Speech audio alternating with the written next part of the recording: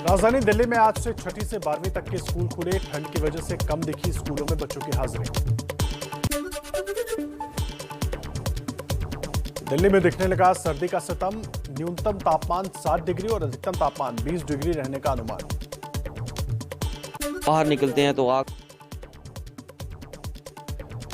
दिल्ली की वायु गुणवत्ता सूचकांक यानी AQI आज 319 दर्ज की गई। 319 का स्तर बहुत खराब श्रेणी का माना जाता है।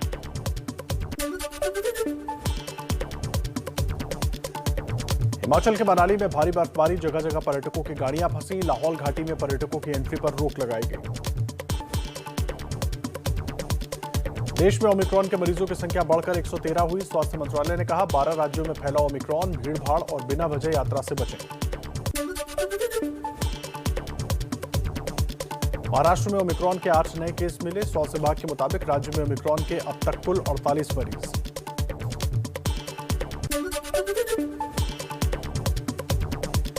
कोविड टास्क फोर्स के सदस्य डॉक्टर वीके पॉल ने कहा ब्रिटेन में जिस रफ्तार से ओमिक्रॉन का संक्रमण फैल रहा है, अगर भारत में भी वही रफ्तार रही तो रोजाना 14 लाख केस सामने आ सकते हैं।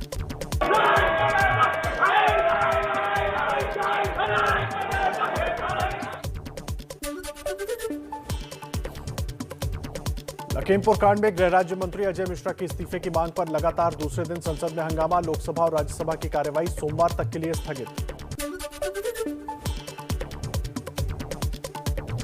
विपक्ष के हंगामे को लेकर लोकसभा अध्यक्ष ओम बिरला की चेतावनी। कहा हंगामे से लोकसभा में कोई घटना हुई या संपत्ति को नुकसान पहुंचा तो विपक्ष की होगी जिम्मेदारी। लोकसभा की किसी भी प्रॉपर्टी के साथ कुछ भी घटना घटी तो इसकी जिम्मेदारी माननीय सदस्यों की होगी।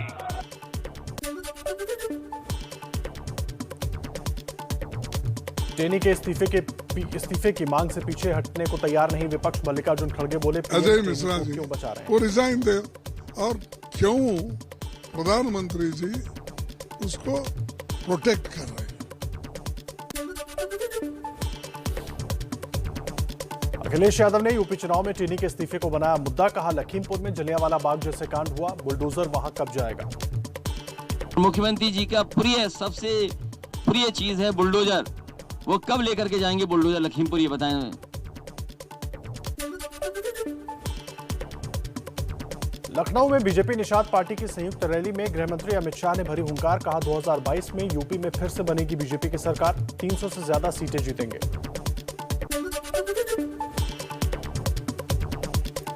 अजय मिश्रा टेनी को बर्खास्त करने की मांग पर एबीपी न्यूज से बोले केंद्रीय मंत्री मुख्तार अब्बास नकवी। विपक्ष सिर्फ राजनीति कर रहा है।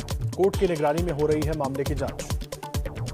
कांग्रेस पार्टी या बीजेपी की निगरानी में तो जांच नहीं हो रही है, कार्रवाई तो नहीं हो रही है, कोर्ट की निगरानी में हो रही है, तो उस पर तो विश्वास करो भैया।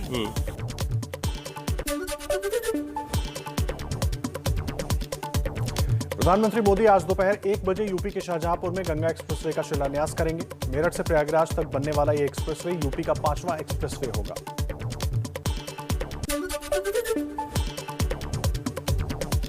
मेरठ के बिजौली गांव से प्रयागराज के जूड़ापुर दांदू गांव को जोड़ने वाले गंगा एक्सप्रेसवे की लंबाई 594 किलोमीटर होगी। 6 लेन वाली सड़क पर 120 किलोमीटर की रफ्तार से दौड़ेगी गाड़ियां।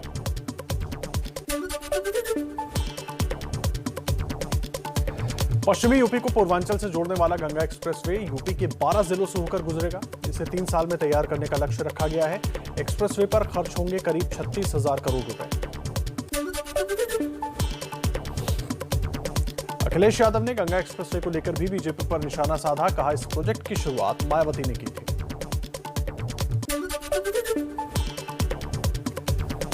यूपी चुनाव से पहले लखनऊ में पीएम मोदी की सबसे बड़ी रैली बुलाने की तैयारी। खबर के मुताबिक 9, 10 या 11 जनवरी को हो सकती है रैली।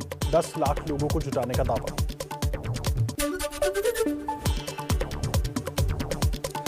लखनऊ में निषाद समाज की रैली में अमित शाह ने विपक्ष पर बोला हमला, लेकिन निषादों में आरक्षण का ऐलान नहीं होने पर मायूसी। निषाद पार्टी के अध्यक्ष संजय निषाद ने योगी को लिखी चिट्ठी। लखनऊ में सीएम योगी की अमित शाह ने की जमकर तारीफ। कहा योगी सरकार ने यूपी से गुंडा राज खत्म किया। एबीपी न्यूज सी वोटर के सर्वे के मुताबिक यूपी में बढ़ रहा है बदलाव चाहने वालों का आंकड़ा। एक हफ्ते में योगी से नाराज लोगों की तादाद 1% बढ़ी। रायबरेली से अखिलेश का योगी सरकार पर हमला, बोले बीजेपी राज में जनता को दिक्कत, किल्लत और जिल्लत के अलावा कुछ नहीं मिला। इसीलिए मैंने कहा भारतीय जनता पार्टी ने दिक्कत, किल्लत और जिल्लत के अलावा कुछ नहीं दिया।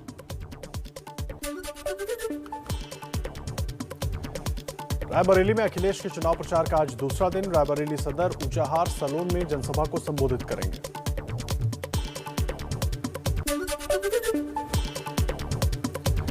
अमेठी में राहुल और प्रियंका गांधी भरेंगे हुंकार, भाजपा भगाओ महंगाई हटाओ के नाम से जगदीशपुर से हारीमऊ तक 6 किलोमीटर की पदयात्रा करेंगे।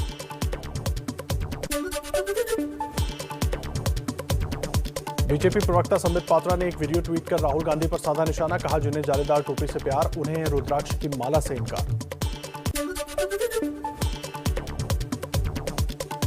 एआईएमआईएम अध्यक्ष असदुद्दीन ओवैसी ने भी यूपी चुनाव में लगाया जोर, आज मेरठ में करेंगे रैली, बिजली बम्बा बाईपास पर जनसभा।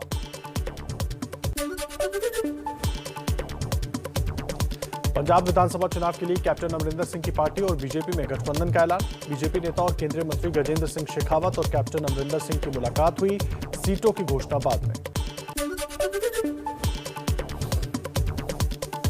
किसान नेता गुरनाम सिंह चढ़ूनी आज सुबह 11 बजे चंडीगढ़ में करेंगे प्रेस कॉन्फ्रेंस, पंजाब में नई पार्टी बनाने की घोषणा कर सकते हैं। फतेहगढ़ साहिब से पहले ही अपने उम्मीदवार की घोषणा कर चुके हैं चढ़ूनी।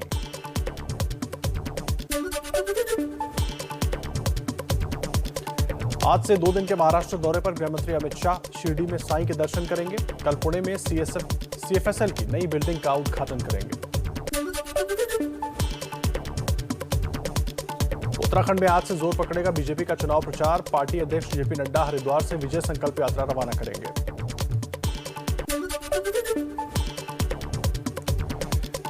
शादी के लिए लड़कियों की उम्र 18 से 21 साल किए जाने के प्रस्ताव पर समाजवादी पार्टी के सांसद शफीकुर रहमान का आपत्तिजनक बयान, बोले इससे लड़कियों की आवारगी बढ़ेगी। लड़कियों को ज्यादा उम्र बढ़ा देने से ज्यादा आवारगी का मौका मिलेगा। इतिहास भूगोल पढ़ ले तो समझ में आ जाएगा कि कितना बड़ा सुधार और कितना बड़ा रिफॉर्म किया हुआ है। समाजवादी पार्टी सांसद एसटी हसन बोले देर से शादी से बच्चे पैदा होने में दिक्कत होती है। शफीकुर रहमान के आवारगी वाले बयान को भी एक हद तक सही बताया। जो फिजियोलॉजिकल नीड है इंसान की वो पूरी नहीं होती, तो उसे पूरा करने के लिए कहीं ना कहीं आवारगी वाला फैक्टर भी सही है।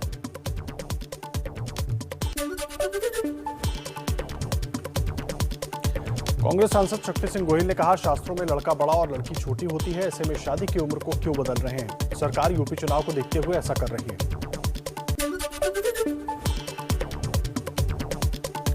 अखिलेश यादव ने बेटियों की शादी की उम्र पर अपने नेताओं के बयान से किया किनारा। एबीपी न्यूज से बोले ये उनकी व्यक्तिगत राय है, हमारी पार्टी की सोच प्रगतिशील रही है। समाजवादी पार्टी की अप्रोच प्रोग्रेसिव रही है, वो उनके व्यक्तिगत कोई सवाल जवाब हो सकता है, लेकिन ये पार्टी की लाइन नहीं है।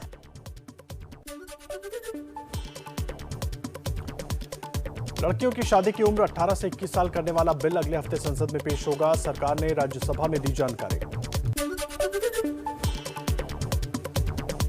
कर्नाटक विधानसभा में कांग्रेस विधायक रमेश कुमार की रेप पर अमर्यादित टिप्पणी, सभापति विश्वेश्वर कगेरी हंसते दिखाई दिए। सवाल पूछने पर पत्रकारों पर भड़के Ramesh Kumar. I will not react to any of it. My right. I will not. I said I will not react.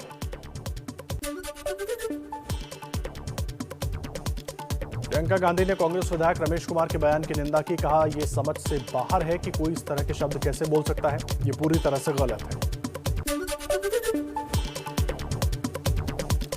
प्रधानमंत्री मोदी को मिलेगा भूटान का सर्वोच्च नागरिक सम्मान, नागाडाग पेलगी खोरलो सम्मान से नवाजा जाएगा। पीएम ने ट्वीट कर आभार जताया।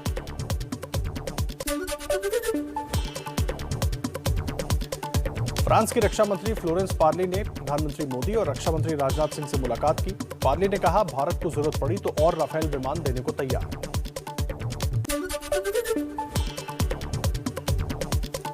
लोकसभा में सरकार ने दी जानकारी, चुनाव में ईवीएम की जगह कोई दूसरी प्रणाली अपनाने का कोई प्रस्ताव नहीं।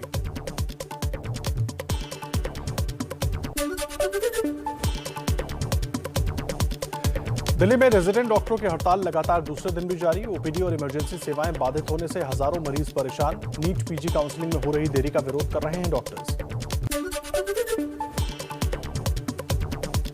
दिल्ली यूनिवर्सिटी में एडमिशन के लिए अगले साल से प्रवेश परीक्षा का आयोजन होगा। कार्यकारी परिषद ने दी मंजूरी।